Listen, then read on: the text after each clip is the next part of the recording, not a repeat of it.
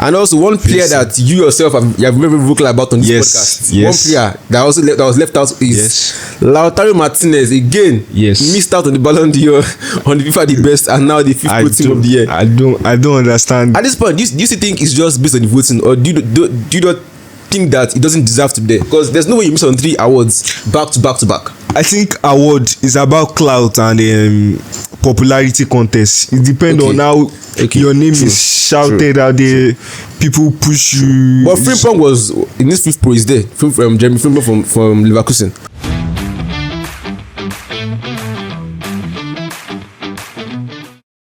Hello everyone, welcome back to another episode of the Rewind podcast, and it feels really great to be recording once again. I want to say a very big thank you to everyone who is tuning in. God bless you all. So quickly, yesterday FIFA released their nominees for the FIFPRO team of the year, best team of the year, voted for by players. And there's one thing I've come to adapt to here. Whether players vote for awards or journalists vote for awards, there will always be some players that will be left out here and there, and I think that's just human factor. There will always be bias there. You can't put everybody, you can't include everybody in the list of because yesterday when the nominees came out, of course some players were left out. And one of them was Bukayo Saka, and he was in the top 10 of the Ballon d'Or, and now being left out of the FIFPRO team of the year. Did you think? Normally, I think Saka should have been there, but he was not there. Do you think Arsenal fans, their feelings are justified not having their star boy being nominated for this FIFPRO team of the year? I think Saka personally had a good season, but then again, them missing out on the Euros, Premier League, Euros. He went trophyless last season, but on an individual base, he had a good season. And also one player that you yourself have very vocal about on this podcast. One player that was left out is Lautaro Martinez again. Missed out on the Ballon d'Or, on the FIFA the best, and now the FIFPRO team of the year. I don't understand. At this point, do you still think it's just based on the voting, or do you not think that it doesn't deserve to be there? Because there's no way you miss on 3 awards back to back. I think award is about clout and popularity contest. It depends on how your name is shouted out there.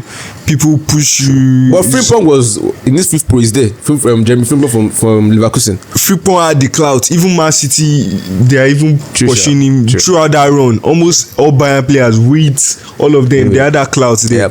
And also another player again that was left out. Another player like you've been very hyped about on this podcast is Ademola Lookman, the Nigerian. Again, also not included in the FIFPRO nominations. I don't understand how. Like I said, this FIFA list, everything. I don't understand most of it. I don't understand the criteria. That makes sense. And let's do this. The nominees are here, right?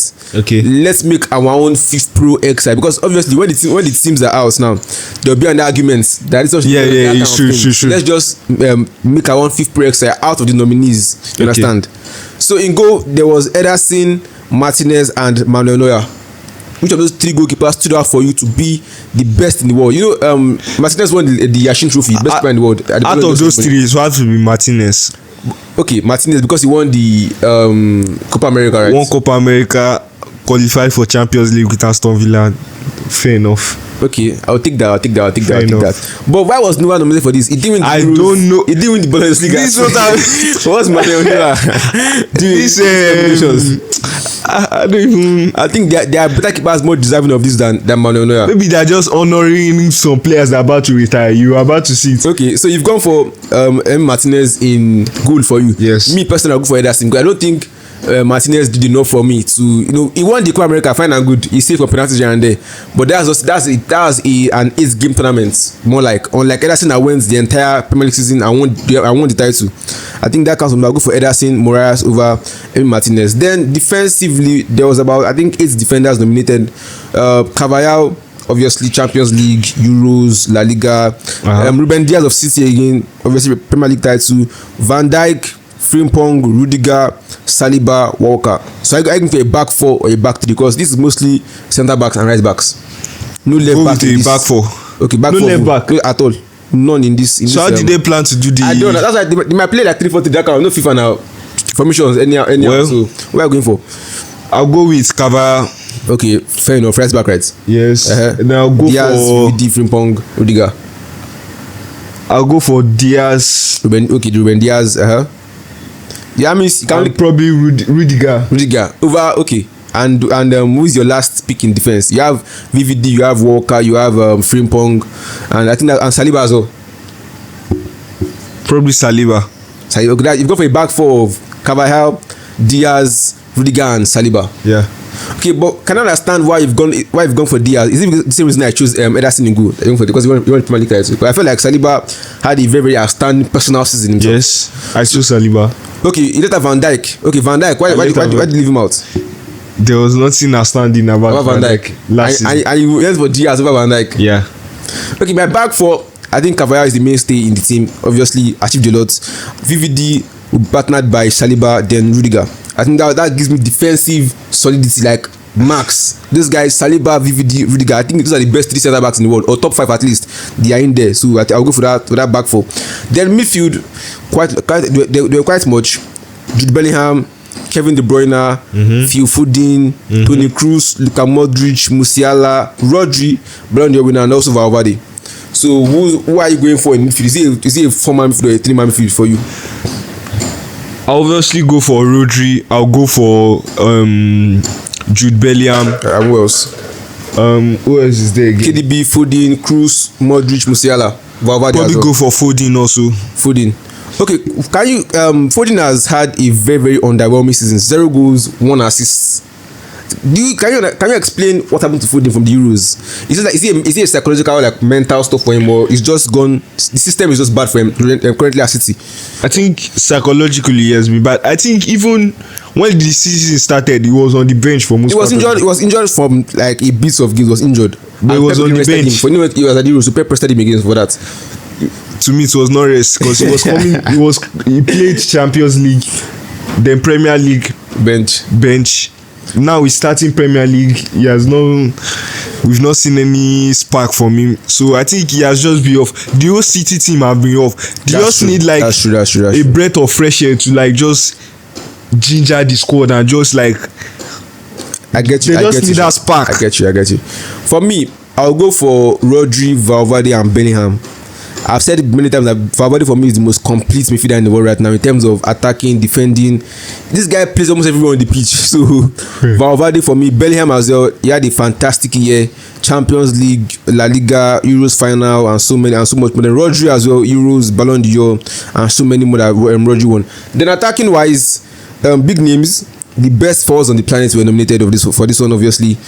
Erling Haaland from City, Harry Kane, Bayern Munich, Kylian Mbappe, Real Madrid, Lionel Messi, Inter Miami, Cole Palmer, Chelsea, Ronaldo, Aaron Asar, Vinny Jr. and Lamine Yamal. So who makes it for you?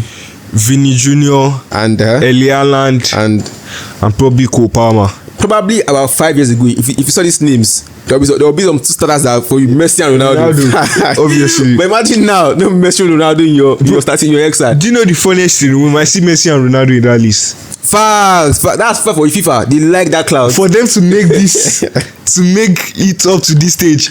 I think, I said it, that Manuel, maybe they just want to honor, maybe they think the end is near, maybe to just honor them or something like that. So because FIFA being FIFA, they can put Messi there now. Just that's what I'm saying. People will talk about their work. That kind of thing. For me, front three of Haaland, Vinny Jr. and Cole Palmer as well. I think Yamal didn't do enough for me to be above Cole Palmer. But in the Belgian rankings, Yamal ranks over Palmer. Palmer was I think 20 something in the list. In fact, while Yamal was done by it. Is that Barca influence on Yamal? Because did he win anything? He won Euros. Okay, maybe that's why. That cloud. So. Yeah. Maybe that's why. Fair enough to him. So once the FIFA have officially released the XI, we'll discuss that again on the podcast. But for now, I think this. Okay. Let's just do some quickly now. Let's look outside the nominations. Let's make your own best 11 for the past year. You can look outside. Maybe they're not. That's left to you. Just make your best 11 over the past year. Maybe I should go first. I'll go for Ederson. I've gone for Ederson already. So I'll go for Ederson. Right back, obviously Carvajal, Saliba, Virgil van Dijk. At left back, there was no really standout left back for me in my opinion. Was there really a standout left back? over this past probably year. Go for Felamendi of Real Madrid. I'll go for Felamendi. I'll go for Cucurella over Felamendi, just because we had a fantastic Euros, and we've seen Ballon d'Or use Euros as a metric to give out awards. I go Cucurella. So that's my back five: Ederson, Carvajal, Saliba, VVD, Cucurella. Then midfield, I think the same one I went for here: Rodri, Cruz, Rodri, Bellingham, and Valverde. I think really balanced. Then up front, Mo Salah, Erling Haaland, and Vinicius Junior. I think that's my perfect 11. Then maybe coached by Ancelotti. Yeah, I think that would be a perfect one. So now, the one of you. Fair enough. Me, I'll probably go for in goal. I'll go for